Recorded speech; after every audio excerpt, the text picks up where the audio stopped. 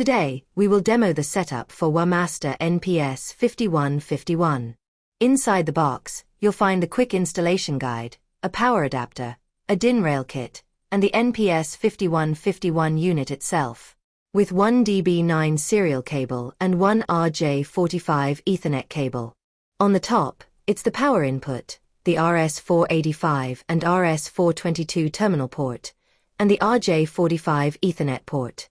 On the bottom, it's the reset DIP switch and the RS232 port.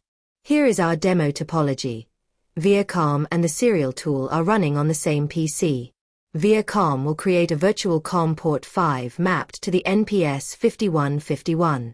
This allows the PC to send serial data by VirCom port 5 to the NPS5151, and finally to the user's serial device. After connecting the hardware, first, set your PC to the same network segment as the NPS5151.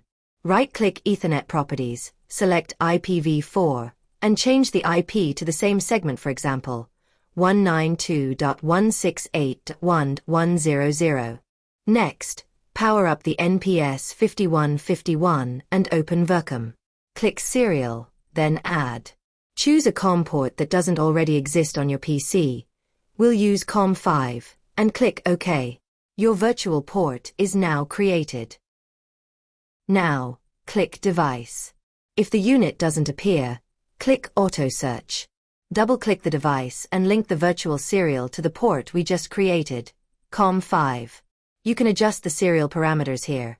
We'll set the baud rate to 115,200, data bits to 8, parity to none, stop bits to 1, and flow control to none.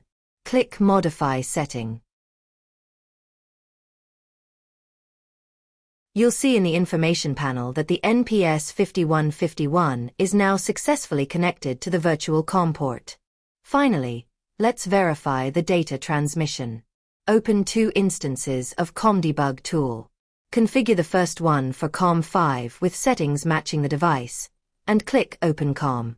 Configure the second one for COM32, which is connected to the NPS5151 RS485 port, and click Open COM.